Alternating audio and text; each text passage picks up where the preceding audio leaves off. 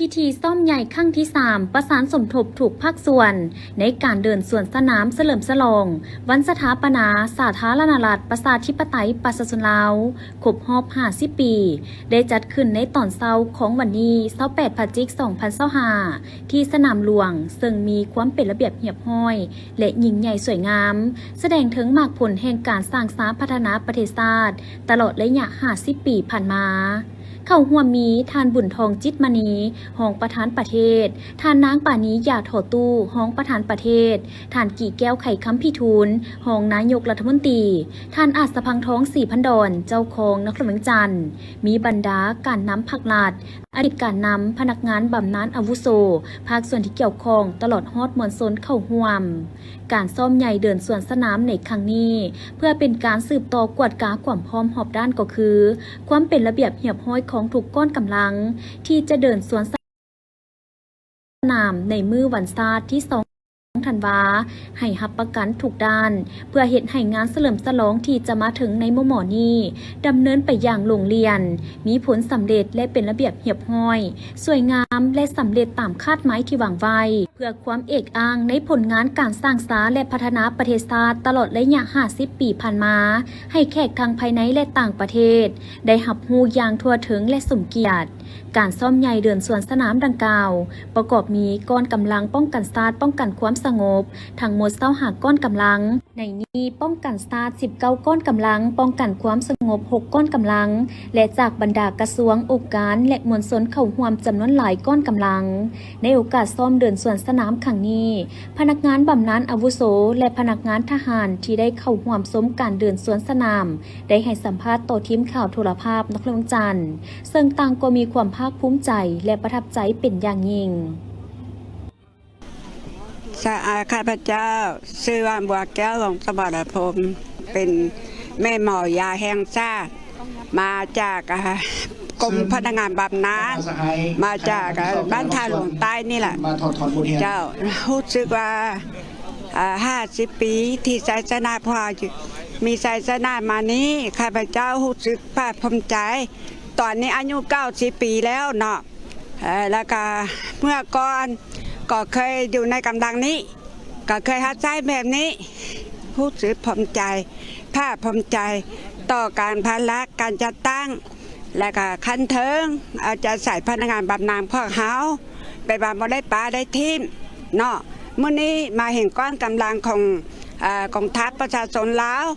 หรือว่าอื่นๆของภาครัฐเติมใหญ่ข้าใหญ่ตัว50 ปี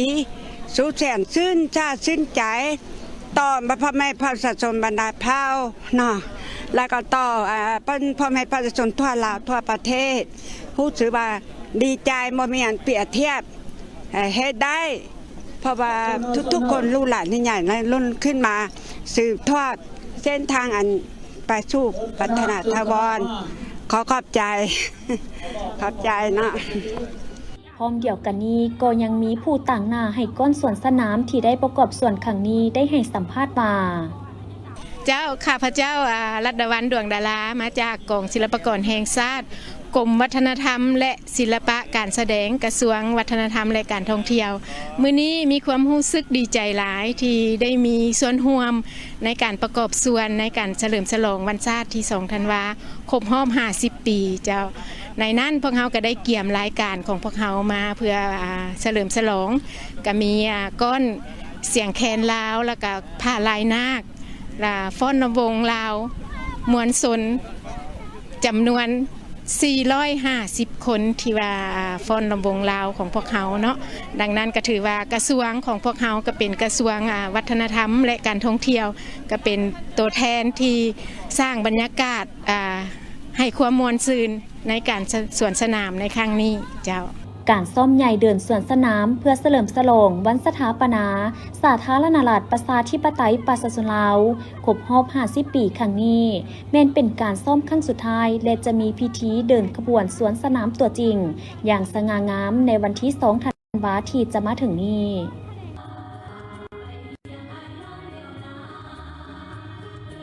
เตอร์จันทราสุขสาครหัวหน้าสถาบันเลือดแห่งชาติองค์การกระแดงแห่งชาติได้ให้บางทัศนะเกี่ยวกับวันชาติที่2 ธันวาซึ่งเป็นวันที่มีความหมายความสำคัญอย่างหลวงหลาย ต่อประเทศชาติของพวกเราเป็นวันที่ประชาชนลาวทางชาติหวนคืนและระลึกถึงมูลเชื่อน้ำใจการต่อสู้อันเด็ดเดียวบ่ยอมจำนนอย่างพิละอาจหารของบรรพบุรุษลาวผู้องอาจและประชาชนบรรดาเผ่าเป็นการหวนคืนไสยชนะอันยิ่งใหญ่ของการปฏิวัติลาวโดยภายใต้การนำพาอันสลาดสองใสของพรรคประชาชนปฏิวัติลาวจนสามารถปลดปล่อยประเทศชาติได้อย่างสมบูรณ์และสถาปนาสปป.ลาวขึ้นอย่างสง่าผ่าเผยในวันที่2ธันวาคม 1975 ตลอดระยะ50 ปีภายใต้การนำพาของพรรคประชาชนปฏิวัติลาวได้นำพาประเทศชาติเดินตามเส้นทางสังคมนิยมและปฏิบัติ2หน้าที่ยุทธศาสตร์คือปกปักรักษาและสร้างสรรค์พัฒนาประเทศชาติของพวกเขาได้รับการพัฒนาอย่างต่อเนื่องในหลายด้านประเทศชาติมีเสถียรภาพทางด้านการเมืองอย่างหนักแน่นโครงเขตป้องกันชาติป้องกันความสงบได้รับการจัดตั้งปฏิบัติอย่างตั้งหน้าในการปกปักรักษาอธิปไตยและผืนแผ่นดินอันครบถ้วนสังคมมีความสงบปลอดภัยและเป็นระเบียบเรียบร้อยเศรษฐกิจได้รับการพัฒนาเติบโตอย่างต่อเนื่องพื้นฐานโครงสร้างได้สืบต่อพัฒนาอย่างตั้งหน้าโครงเขตการศึกษาสาธารณสุขได้รับการพัฒนาอย่างบ่หยุดยั้งชีวิตการเป็นอยู่ได้รับการปรับปรุงและยกระดับให้ดีขึ้นเป็นก้าวๆโครงเขตวัฒนธรรมได้รับการปกปักรักษาและส่งเสริมวัฒนธรรมที่เป็นมูลเชื้อเอกลักษณ์อันดีงามของชาติของประชาชนลาวบรรดาเผ่าสืบสานศิลปะวัฒนธรรมอันดีงามของชาติไว้อย่างยืนยงวัฒนธรรมลาวนับมือได้รับการพัฒนาเป็นที่รับรู้และย่องสมเสยจากบรรดาประเทศภาคพื้นและสากลฉะนั้นเนื่องในโอกาสวันชาติที่2ธันวาคมที่จะมาถึงในมม.นี้ทางสถาบันเลือดแห่งชาติรวมทั้งพนักงานและก็มวลชนทั่วไปขออวยพรใจมายังการนำภาครัฐให้มีสุขภาพแข็งแรงมีอายุมั่นขวัญยืนนำพาประเทศชาติพวกเราก้าวขึ้นสู่ความพัฒนาเรื่อยๆไปและขออวยพรบรรดาทานที่บริจาคเลือดและกับผู้ที่กำลังจะบริจาคเลือดในมื้อนี้และมื้อต่อๆไปจงมีสุขภาพแข็งแรงและมีผลสำเร็จในหน้าที่การงานเนาะขอขอบใจและสถาบันเลือดแห่งชาติก็ได้จัดขบวนการรับบริจาคเลือดเพื่อเฉลิมฉลองวันชาติครบรอบ50 ปีพร้อมทั้งเป็นการสุขยูเวียกงานมนุษยธรรมของประเทศนครหลวงเวียงจันทร์ได้มีการประดับประดาย่องตัวเมืองอย่างสวยสดงดงามด้วยป้ายคำขวัญต่างๆรวมทั้งถุงผักถุงซาดถุงทิวตามเส้นทางสายลักสำคัญและเส้นทางต่างๆในตัวเมืองและซานเมืองของนครหลวงเวียงจันทร์พร้อมทั้งสถานที่สำคัญหลายแห่งเป็นต้นแมนสถานที่ท่องเที่ยวสวนสาธารณะสำนักงานองค์การบริษัทห้างห้านเฮือนศาลบ้านซองของประชาชนเฮ็ดให้เป็นระเบียบงามตาแสดงถึงความภาคภูมิใจของชาวนครหลวงเวียงจันทร์เพื่อคำนับหับต้นวันชาติทั้งเป็นการประกอบส่วนสร้างขบวนการเฉลิมฉลองให้มีบรรยากาศฝุดฟื้นเนื่องในโอกาสวันชาติที่2ธันวาคมครบรอบ50 ปีและเพื่อแสดงถึงความเอกอังทะนงใจและความเป็นชาติลาวผ่านสายตาให้แขกทั้งภายในและต่างประเทศได้เห็นความรุ่งเรืองศรีวิไลของประเทศชาติลาวเฮาตลอดระยะ50 ปีผ่านมา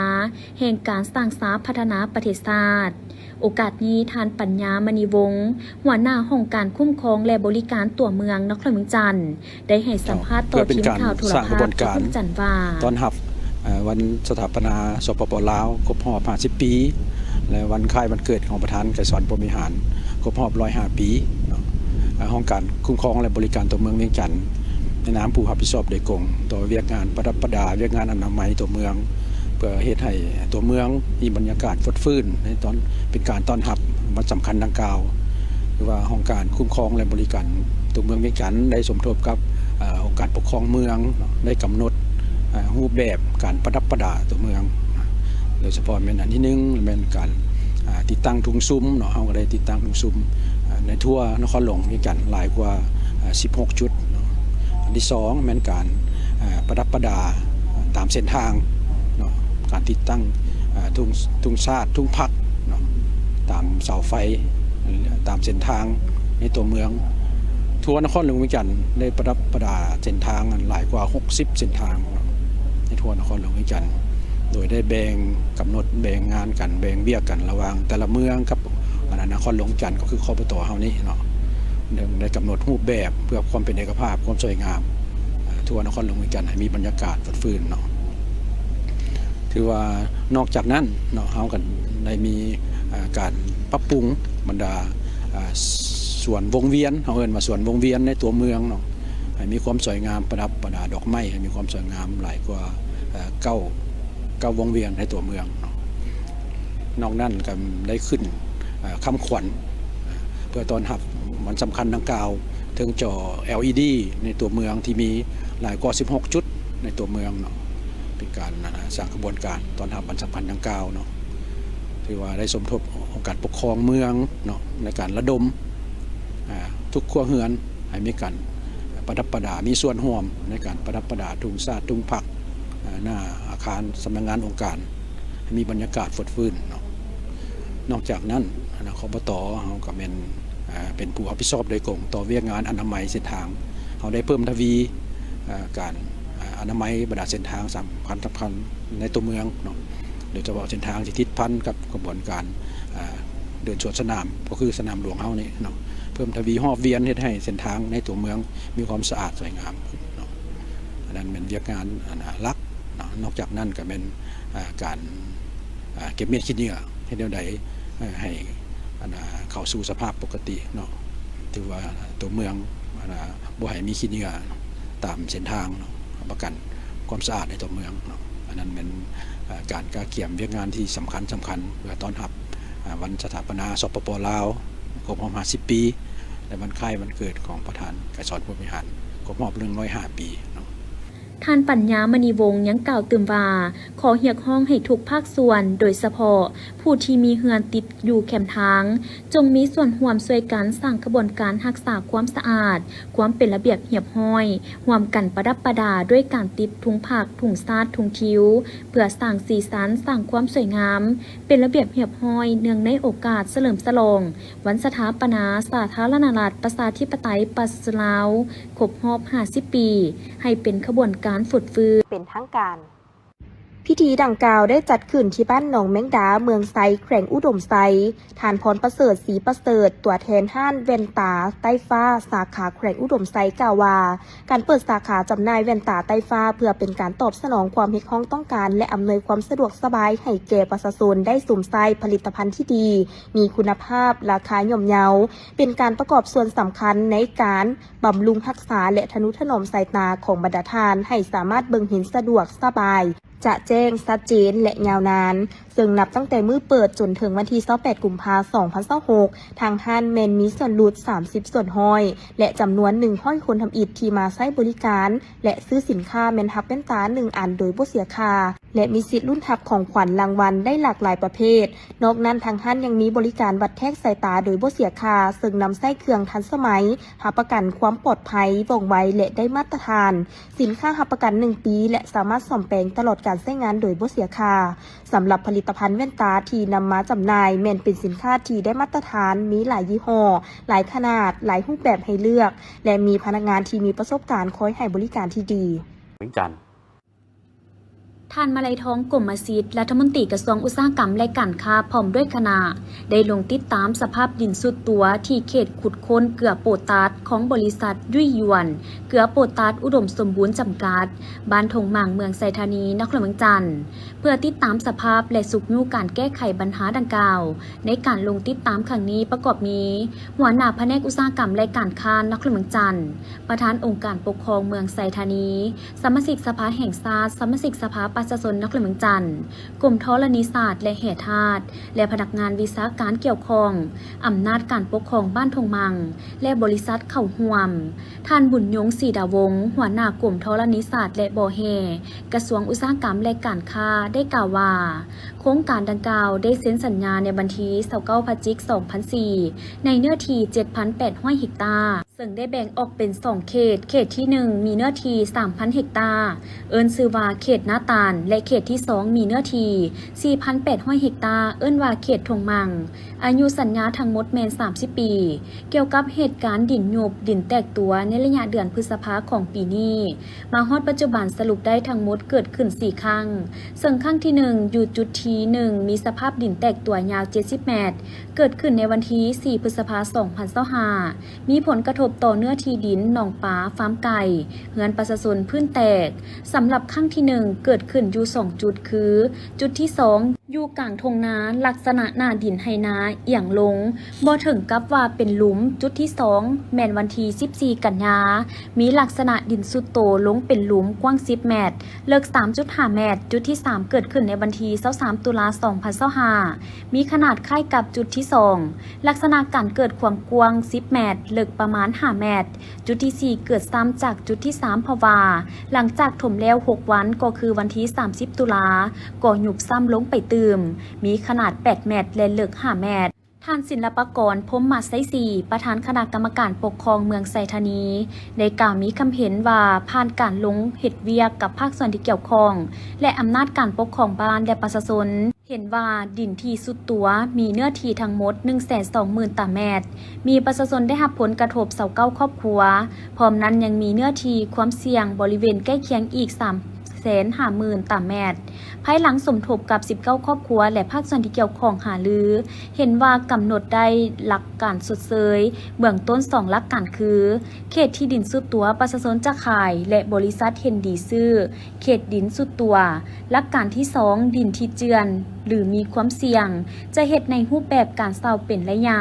ซึ่งจะได้เฮ็ดเวียกงานร่วมกันในรายละเอียดตื่ม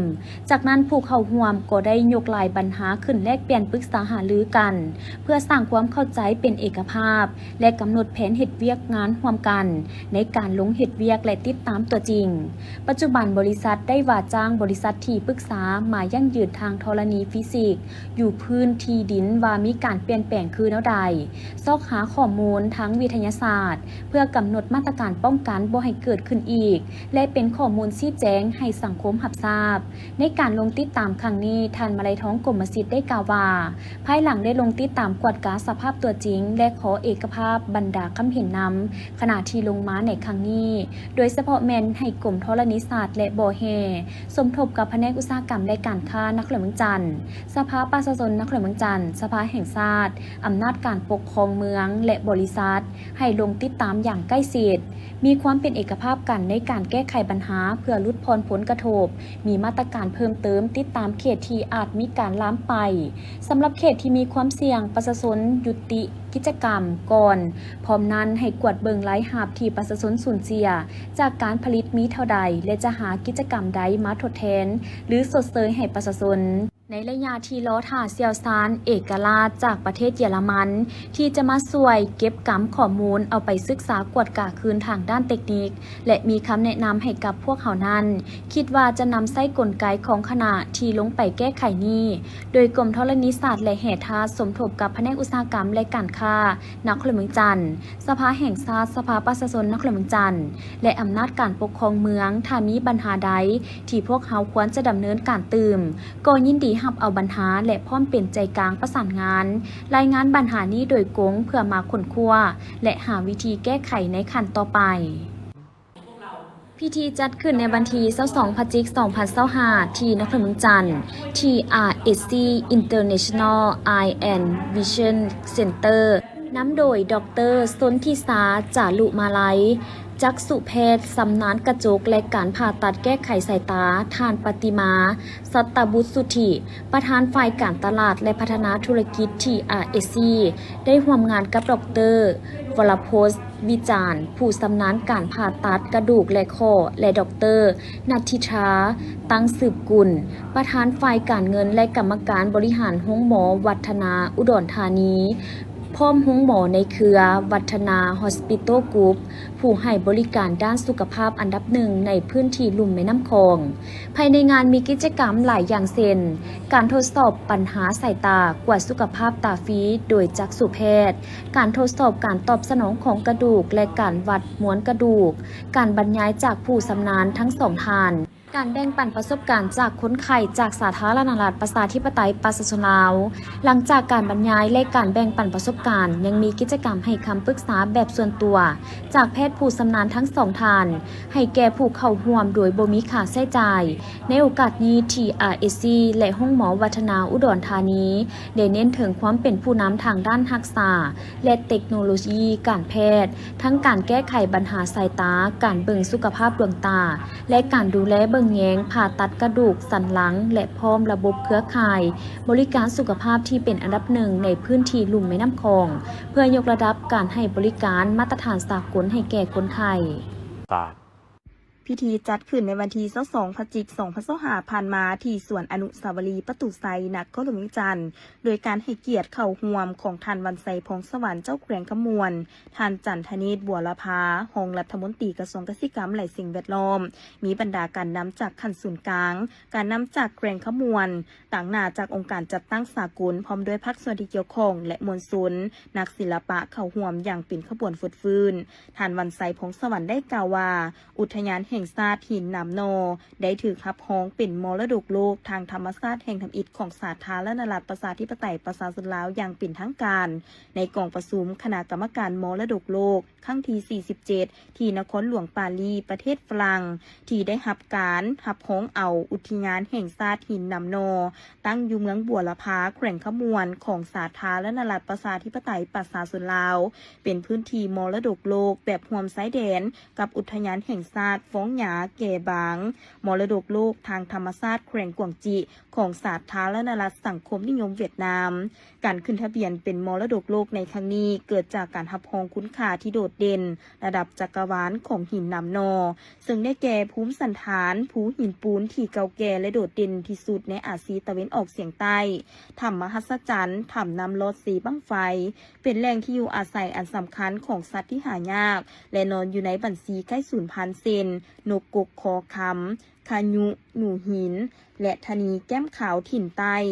สำหรับพิธีแห่ใบยั่งยืนหับฮ้องเอาอุทยานแห่งชาติหินน้ำนอเข้าเป็นมรดกโลกทางธรรมชาติในครั้งนี้แม้เริ่มจากสนามบินสากลวัดไตหาสวนอนุสาวรีย์ประตูไซนครหลวงเวียงจันทน์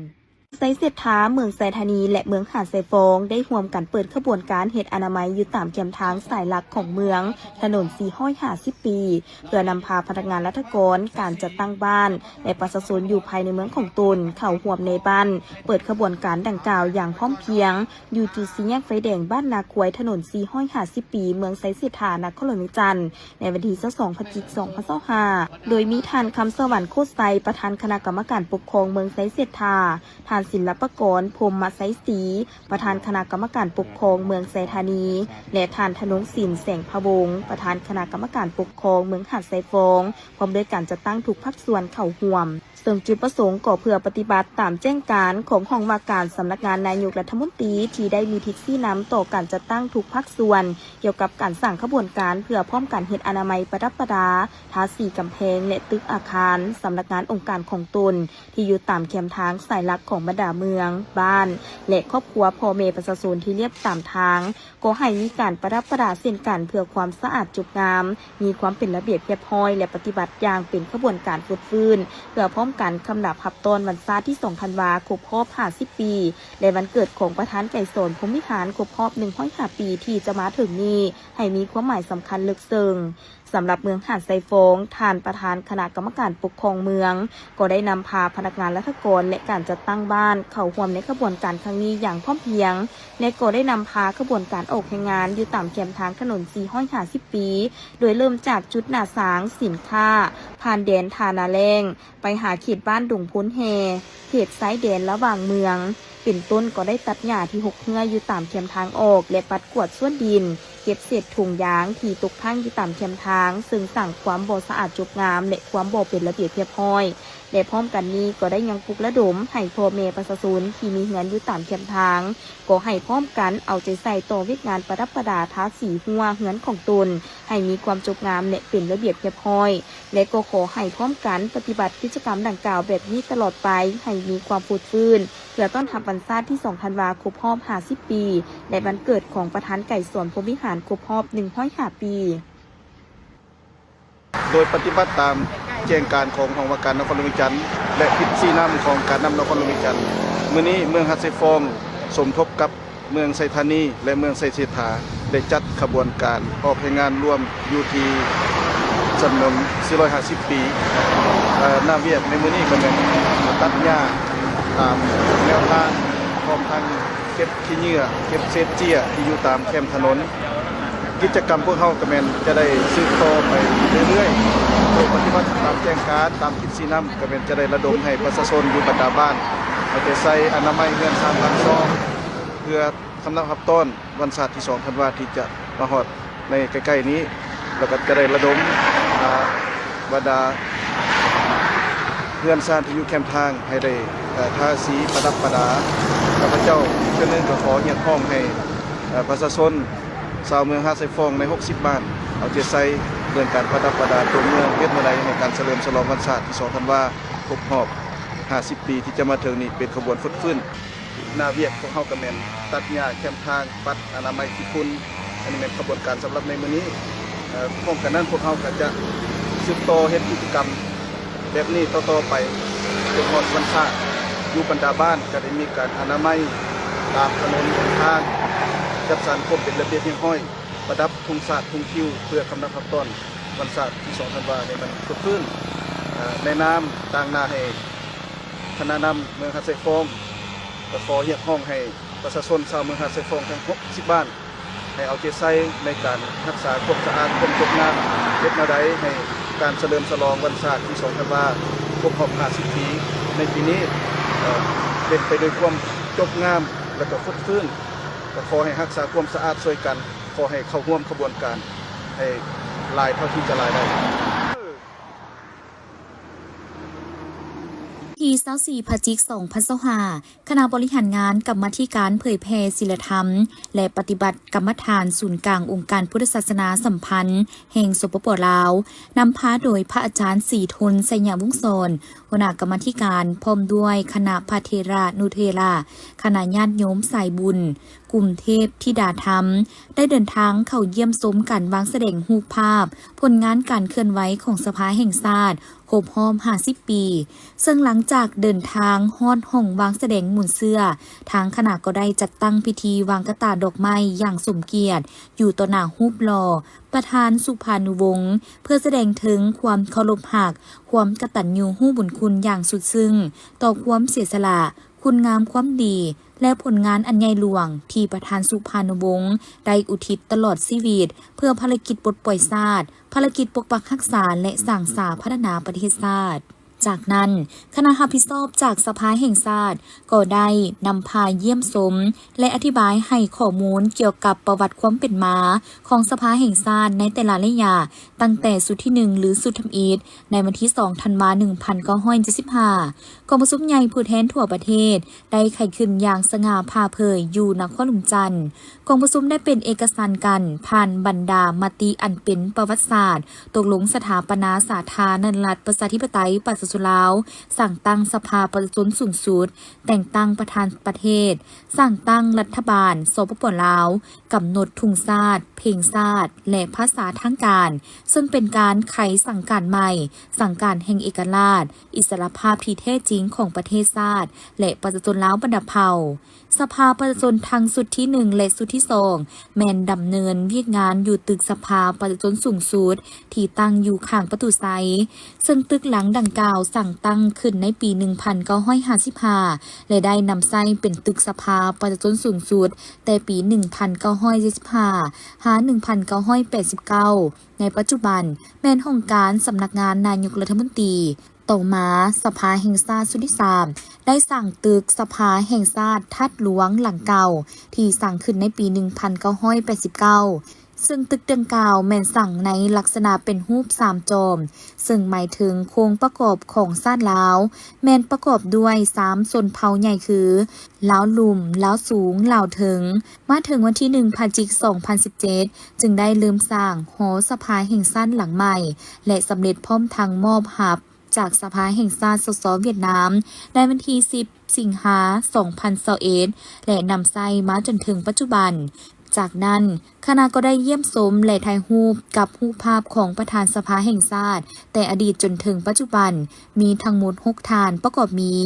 ฐานประธานสุภานุวงศ์ฐานหนูหากภูมิสวรรค์ฐานสมานวิญญเกตฐานท้องสิงห์ธรรมวงศ์ฐานนางปานียาวทอตู้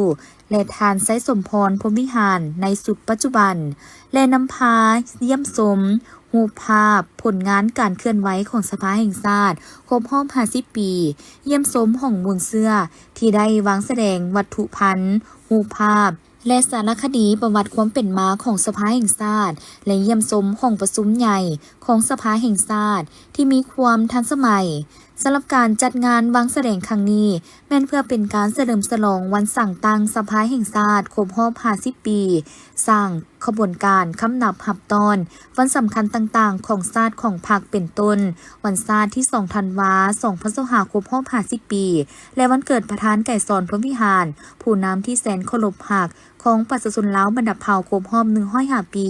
และทั้งเป็นการหวนคืนหมุนเสื้อแห่งการเติบใหญ่ขยายตัวของสภาแห่งชาติให้แก่พนักงานรัฐกรนักศึกษาน้องนักเรียนและภาคส่วนต่างๆได้รับรู้เข้าใจสั่งจิตสำนึกมีน้ำใจรักชาติหักบ้านเกิดเมืองนอนรับรู้ถึงผลงานการปกปักรักษาและสร้างสรรค์พัฒนาประเทศชาติของผู้นำการปฏิวัติลาวในเมื่อก่อนรวมถึงพละบทบาทสิทธิและหน้าที่ของสภาแห่งชาติโดยได้เปิดให้เข้าเยี่ยมชมเริ่มแต่วันที่24จนถึงวันที่28 พฤศจิกายน วันที่23 พฤศจิกายน 2565 ที่วัดใหม่โซกคำบ้านโซกคำเมืองไซเสถานครหลวงจันทร์ได้จัดพิธีแห่ปึ้มพระไตรปิฎกอันเป็นพุทธบูชาอันสูงส่งนำพิธีโดยพระอาจารย์ปริญญาเอกดาวเสด็จเลิศมณีเจ้าอธิการวัดใหม่โซกคำพร้อมด้วยนายบ้านแนวโฮมบ้านออกตุนญาติโยมเจ้าภาพเจ้าศรัทธาอ้อมข้างเข่าห่วมพระอาจารย์ปริญญาเอกดาวเสด็จเลิศมณีได้กล่าวว่าโมทนาสาธุพระไตรปิฎกแม่นคัมภีร์ที่ทรงคุณค่าและสำคัญที่สูงสุดทางพุทธศาสนาพอได้บันทึกคำสอนของพระสัมมาสัมพุทธเจ้าเบื้องต้นเอื้อนว่าพระธรรมวินัยภายหลังถวายพระเพลิงศพของพระพุทธเจ้าแล้วพระสงฆ์สาวกก็ได้มีการประชุมกันเอื้อนว่าสังฆายนาห้อยกองคำสอนของพระพุทธเจ้า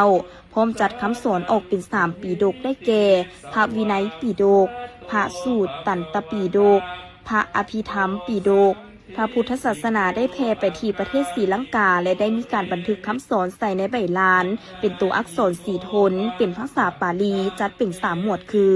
พระวินัยปิฎกพระสูตรตันตปิฎกพระอภิธรรมปิฎกรวมเอิ้นว่าพระไตรปิฎกพระพุทธศาสนาได้แพร่มาถึงประเทศกัมพูเชียอาณาจักรขอมและแพร่เข้ามาลาวอาณาจักรลาวล้านสร้างพระสงฆ์ก็ได้เอาพระไตรปิฎกเข้ามาเผยแพร่นำแต่เนื่องด้วยสงครามจึงเฮ็ดให้พระไตรปิฎกในลาวถูกทำลายสูญหายไปภายหลังสร้างตั้งสาธารณรัฐประชาธิปไตยประชาชนลาวองค์การพุทธศาสนาสัมพันธ์แห่งสาธารณรัฐประชาธิปไตยประชาชนลาวก็มีความปรารถนาอย่างสูงที่จะสร้างพระไตรปิฎกลาวให้ได้มาถึงปีพ.ศ. 2553 ค.ศ.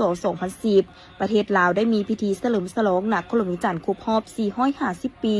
พระไตรปิฎกลาวก็ได้ถูกจัดพิมพ์ขึ้นเพื่อร่วมเฉลิมฉลองในวันสำคัญดังกล่าวมี29 สูตรสุดละ45 เล่มมาถึงปีพ.ศ. 2559 ค.ศ. 2016 องค์การพุทธศาสนาสัมพันธ์ลาวก็ได้สืบต่อปรับปรุงและพัฒนาพระไตรปิฎกลาวได้สำเร็จลงในปีพ.ศ. 2566 ค.ศ. 2023 มีฉบับปรับปรุงภาษาปาลีลาวและพัฒนาฉบับแปลลาวกองประชุมสามัญประจำเดือนของคณะบริหารงานประจำศูนย์กลางองค์การพุทธศาสนาสัมพันธ์แห่งสาธารณรัฐประชาธิปไตยประชาชนลาวครั้งวันที่21 มีนาคม 2024 ได้มีมติตกลงจัดพิมพ์พระไตรปิฎกลาว2 ฉบับคือฉบับภาษาปาลีลาวและฉบับแปลลาวเพื่อเกี่ยมร่วมเฉลิมฉลองวันสถาปนาสาธารณรัฐประชาธิปไตยประชาชนลาวครบรอบ50 ปีในวัดใหม่โศกคำของเฮาในมื้อนี้คือการแห่พระไตรปิฎกฉบับภาษาลาวแก่คนลาวในยุคสาธารณรัฐประชาธิปไตยประชาชนลาวของเฮาดังนั้นพระไตรปิฎกนี้มีความหมายความสำคัญให้แก่คณะสงฆ์ลาวและความหมายความสำคัญให้แก่ผู้ศรัทธาในทางพุทธศาสนาจะได้ศึกษาเรียนรู้หลักคำสอนให้ถูกต้องและปฏิบัติให้ถูกต้องตามหลักพุทธศาสนาและสำคัญที่สุดการพิมพ์พระไตรปิฎกศูนย์กลางองค์การพุทธศาสนาสัมพันธ์แห่งสปป.ลาวนั้นเฮ็ดให้มีความเป็นเอกภาพโดยเฉพาะการบรรจุคำสอนทั้งเป็นภาษาบาลีแบบลาวและแปลเป็นภาษาลาวคนทั่วไปก็สามารถอ่านได้โดยเฉพาะพระไตรปิฎกมีทั้งพระวินัยพระสูตรตันตปิฎกและพระอภิธรรมปิฎกนั้นเฮ็ดให้คนได้เข้าใจพุทธศาสนาอย่างลึกซึ้งถึงถองและสำคัญที่สุดในการแห่พระไตรปิฎกที่วัดไม้โศกคำของเฮานี้ก็คือการเกียมเฉลิมฉลองวันสถาปนาสาธารณรัฐประชาธิปไตยประชาชนลาวครบรอบ50 ปีคืออยู่ทั้งหน้าพระไตรปิฎกที่ทั้ง ศูนย์กลางองค์การประชาสัมพันธ์ของเฮาได้พิมพ์ออก2เพื่อเฉลิมฉลองวันสั่งตั้งพรรคประชาชนปฏิวัติลาวของเฮาครบรอบ70 ปีและวันคล้ายวันเกิดของท่านประธานไกรสอนพรหมวิหารครบรอบ105 ปีนั้นเป็นนิมิตหมายสำคัญให้แก่ประเทศลาวของเฮาในปีนี้ดังนั้นวัดใหม่ศกคำของเฮานี้ก็มีจิตใจศรัทธาน้อมถวายพระไตรปิฎกในสุดนี้ก็ยังนำจะไปถวายให้แก่วัดนอกๆที่ห่างไกลซอกลีกเพื่อให้องค์ตนโยมเพื่อให้พระสงฆ์สามเณรได้ศึกษาค้นคว้าและปฏิบัติถูกต้องตามหลักพระธรรมวินัยและถูกต้องตามหลักพระพุทธศาสนาดังนั้นองค์ตนโยมท่านทั้งหลายถ้าท่านใดจะมีจิตใจศรัทธาอยากบูชาพระไตรปิฎกก็ดีขอให้เชิญเจริญผลได้ไปติดต่อทางห้องการบริหารงานศูนย์กลางองค์การประชาสัมพันธ์แห่งสปป.ลาวหรือศูนย์กลางอปส.ที่วัดธาตุหลวงเหนือนั้นที่หอธรรมสภาและองค์ตนโยมท่านใดอยากไปจะเป็นเจ้าภาพเจ้าท่าไปถวายอยู่วัดใดก็ดีติดต่อมีทั้งภาษาลาวและภาษาบาลีเนาะมี2ฉบับใหญ่ๆมี2ชุดใหญ่ๆชุด1 45 เล่มเนาะชุด1 45 เล่ม2ชุดกับผู้ดี90 เล่มองค์ตนโยมท่านใดถ้ามีจิตใจศรัทธาอยากสร้างบุญกุศลอยากเก็บไว้ที่ระลึกก็ดีหรืออยากไปถวายอยู่วัดอื่นก็ดีวัดวันเกิดตัวเองก็ดีองค์ตนโยมสามารถไปติดต่อประสานงานเอาพระไตรปิฎกได้นับแต่มื้อนี้เป็นต้นไปเนาะดังนั้นอาตมาแนะนำคณะสงฆ์ก็ขอโมทนาส่วนบุญกุศลเหล่านี้ไปโยบุคคลผู้ใดได้สร้างพระไตรปิฎกหรือเป็นเจ้าภาพพระไตรปิฎกชื่อว่าบุคคลนั้นได้สร้างพระพุทธรูปหลายร้อยองค์หลายหมื่นองค์เพราะว่าตามคัมภีร์บุหานพระว่าโยบุคคลผู้ใดได้สร้างพระไตรปิฎก1 ค่ำคือกับการสร้างพระพุทธรูป1 องค์นั่นเองในโอกาสนี้บรรดาเจ้าภาพเจ้าศรัทธาได้ร่วมทำบุญมอบปื้มพระไตรปิฎกจำนวน45 หัวมูลค่า10 ล้านกีบให้แก่ทางวัดประกอบมีแม่ออกสุวรรณพรบุพผานุวงศ์แม่ออกดวงใจหลวงวงศ์แม่ออกบุญไทยกลมมะดำแม่ออกกงใจถนอมซีแม่ออกสุริวรวงสุขธิแม่ออกจันทวงศ์เทพปัญญาซึ่งได้เขาเป็นเจ้าภาพหลักในการถอดถวายปื้มพระไตรปิฎกในครั้งนี้เพื่อส่งเสริมการรักษาเผยแผ่พุทธธรรมให้คงอยู่คู่สังคมซึ่งว่าในการถวายพระไตรปิฎกในครั้งนี้ก็ถือว่าเป็นศรัทธาร่วมเนาะกับบรรดาพี่น้องและกับหมู่เพื่อนที่เคารพรักและทั้งหลายนี้ได้ร่วมกันมาถวายพระไตรปิฎก1 ชุดเนาะจำนวน45 หัวในมูลค่า10 ล้านเนาะพร้อมกับตู้ใส่พระไตรปิฎกคันแดเนาะแล้วก็พวกเขาก็มีโรงทานมาถวายในการทำบุญในครั้งนี้เนาะและพร้อมกันนี้ก็มีนี่แหละญาติพี่น้องบ้านใกล้บ้านไก่ที่มาร่วมโมทนาบุญน้ำเนาะนี่ความรู้สึกกับปลื้มปิติยินดียังไงหลวงครั้งหนึ่งในชีวิตเนาะที่พวกเขาได้ถวายพระไตรปิฎกซึ่งว่าเป็นคำสั่งสอนของพระพุทธเจ้าเนาะรวมอยู่ใน45 หัวหั่นมีทั้งพระสูตรและก็พระธรรมคำสั่งสอนของพระพุทธเจ้าหั่นแหละพวกเขาก็ได้ดีอกดีใจหั่นแหละที่ว่าได้ถวายเป็นมูลมรดกของวัดโซกคำและก็เพื่อเผยแผ่ศาสนาพุทธ